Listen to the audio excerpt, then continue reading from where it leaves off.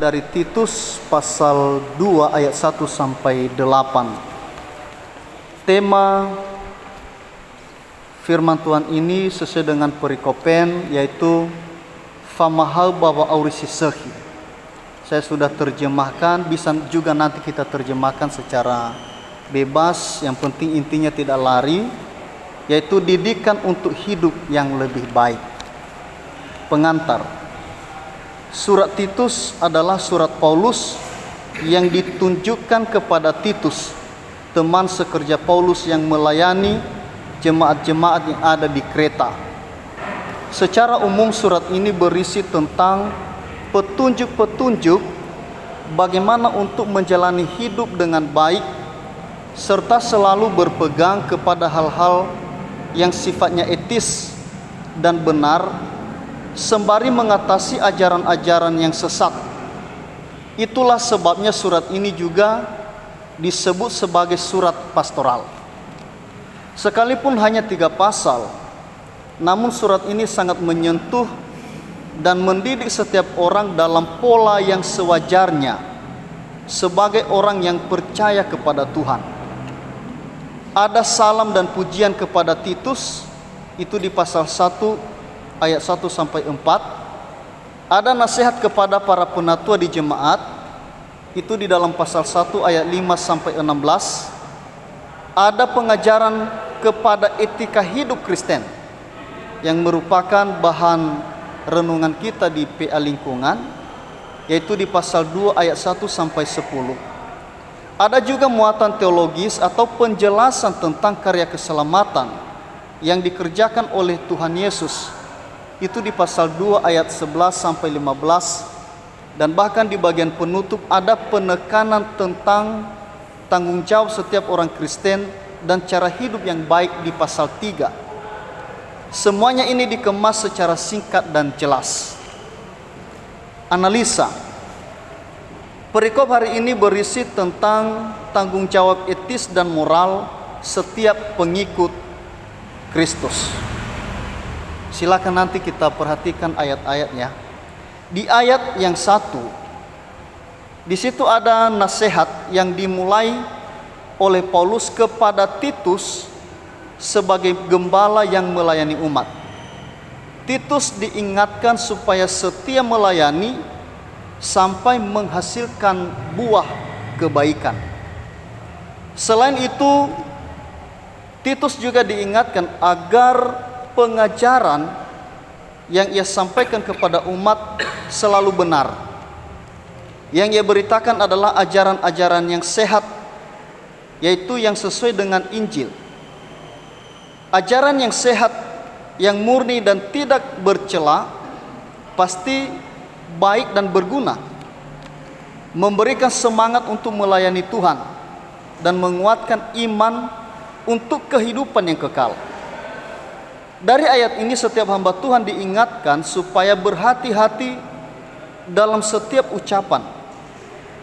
Janganlah kiranya sembarangan saja mengutarakan kata-kata yang tidak bermanfaat, misalnya kata-kata kotor atau kata-kata yang melemahkan semangat di dalam iman. Hendaklah kata-kata yang membangun dan mendidik, sehingga orang yang mendengarkan beroleh kasih karunia. Lalu bila melihat ayat selanjutnya, Bapak dan Ibu, ada petunjuk yang lebih baik lagi, yaitu bagaimana Titus dan setiap pelayan Tuhan hari ini mampu menyeleksi dan memfilter setiap kata-kata yang disampaikan dan disesuaikan menurut kondisi dan keadaan orang yang mendengarkan. Setiap pendengar tentu memiliki selera dan kemampuan mendengar yang bervariasi, sesuai dengan waktu, tempat, umur, dan keadaan hidup yang sedang mereka alami. Dengan demikian, ajaran yang mereka terima akan menjawab pergumulan yang sedang mereka alami. Di ayat 2 ada nasihat kepada laki-laki tua. Siapakah laki-laki tua? Yaitu orang-orang yang sudah dewasa umurnya. Dan bukan hanya itu, juga termasuk orang tua di rumah dan juga orang-orang yang berada di jabatan, misalnya sebagai penatua, diaken, pelayan gereja, dan para pemimpin di setiap organisasi atau figur publik. Orang yang sudah tua harus menjaga tingkah laku mereka dalam segala hal sesuai dengan ajaran Kristiani. Jangan ada alasan karena mereka sudah tua maka wajar bila tidak bisa lagi memikirkan hal-hal yang sesuai dan etis. Hidup sederhana adalah pola yang sangat tepat bagi orang yang sudah tua. Walaupun bergaya, tetapi sewajarnya saja untuk memberi rasa nyaman bagi tubuh dan pikiran. Tidak perlu menyusahkan diri untuk mengikuti tren kaum muda atau milenial. Misalnya memperpanjang rambut, menggunting-gunting dan memberi rumbai-rumbai pada celana, memakai tato, unggal-unggalan naik motor dan lain-lain. Orang tua juga perlu menjaga kesehatan, menghindari minuman keras, narkoba, rokok, begadang, dan semua hal-hal sembrono lainnya. Sebaiknya waktu yang ada dipergunakan secara bijak, yaitu tekun melakukan kasih, rajin ke persekutuan untuk memperdalam iman melalui doa dan ibadah. Dengan demikian orang yang sudah tua benar-benar dihargai dan dihormati, bahkan dirindukan kehadirannya dalam setiap pertemuan untuk memberikan pencerahan dan nasihat-nasihat yang membangun. Di ayat 3-5, di sini ada nasihat juga bagi perempuan-perempuan tua dan perempuan-perempuan muda. Perempuan-perempuan tua hendaknya lebih banyak waktu untuk beribadah. Dengan demikian mereka semakin diperlengkapi dengan kebutuhan rohani, hikmat, dan pengetahuan. Perlu diketahui bahwa masa tua adalah masa paling krisis dalam kehidupan manusia. Masa di mana setiap orang membutuhkan perhatian yang lebih dari orang-orang di sekitar mereka. Dan kenyataannya orang yang sudah tua justru cenderung diabaikan. Namun dengan ibadah, kondisi itu dapat teratasi. Kalau kita membaca di dalam 1 Timotius pasal 4 ayat 8 bagian B dikatakan, tetapi ibadah itu berguna dalam segala hal, karena mengandung janji baik untuk hidup ini maupun untuk hidup yang akan datang. Dari ayat ini ditegaskan bahwa ibadah mendatangkan manfaat sepanjang umur hidup kita, berkat damai sejahtera sewaktu menjalani hidup di dunia dan juga hidup yang kekal. Oleh karenanya janganlah jemu-jemu beribadah. Segala jeripaya kita dalam pelayanan dan beribadah akan dibalas dengan berlimpah-limpah. Harapan inilah yang harus kita pegang teguh, seperti tercatat di 1 Timotius pasal 4 ayat 10.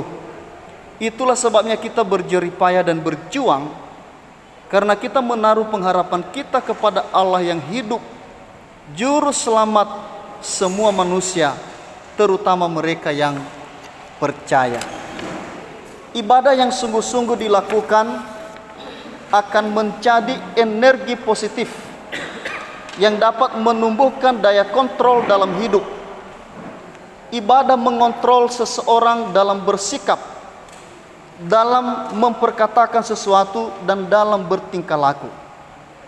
Di banyak tempat seringkali terjadi perempuan-perempuan tua mudah rewel, mudah mengeluh, mudah marah, mudah memfitnah, mencemarkan nama baik dan menjelek-jelekkan sesama mereka. Bahkan ada yang menjadi hamba anggur, memabukkan diri dengan minuman keras. Umumnya sifat-sifat yang demikian merupakan pelampiasan terhadap kesepian dan kesendirian karena tidak adanya aktivitas. Namun melalui ibadah, perbuatan-perbuatan yang tak senonoh itu bisa teratasi dengan baik. Bukan hanya itu saja, ibadah juga memperlengkapi perempuan-perempuan tua untuk bisa berbagi pengalaman dan kesaksian hidup yang baik kepada perempuan-perempuan muda.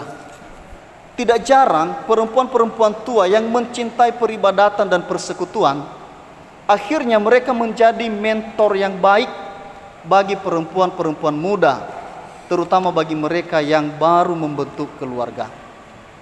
Perempuan-perempuan muda pada umumnya memiliki pengalaman yang sangat terbatas, bahkan cenderung labil dalam pemikiran dan mudah menyerah.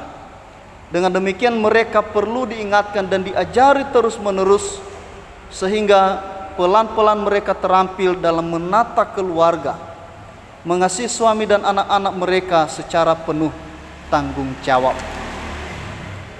Di ayat 6 ada nasihat untuk orang-orang muda. Orang-orang muda sering dipandang sebagai kelompok yang tidak panjang sabar atau mudah marah, kurang pertimbangan dan tergesa-gesa. Mereka perlu dibimbing untuk mampu berpikir sedemikian rupa sehingga mereka tetap menjadi harapan dan masa depan bagi gereja, keluarga dan masyarakat. Di ayat 7 sampai 8, Titus kembali dinasihati agar menjadi leader yang tepat, menjadi alat peraga, atau menjadi contoh yang baik kepada semua orang, sehingga tergenapi kata bijak orang Nias, mangaudaromali mamahaduma-duma. Seorang pelayan yang tidak mampu menjadi khotbah yang hidup justru akan berubah menjadi batu sandungan bagi orang lain. Di bagian ketiga saya menulis aplikasi, tapi sebenarnya saya tadi ini masih belum aplikasi yang baik ya Bapak Ibu, nanti kita pikirkan secara bersama. Dari firman bagaimana untuk menyampaikan ajaran-ajaran nasihat terhadap anak itu kemudian ini yang berbalik sebenarnya kebanyakan ini kehidupan orang Kristen. Ketika dia mampu untuk membiayai anaknya, udahlah ini kasih sayang, udah saya semua kasih sayang saya kepada anak, apa yang dibutuhkannya saya cukupkan. Dan justru itu yang membuat seorang anak menjadi pembangkang di keluarga ketika dimanjakan dari kecil sampai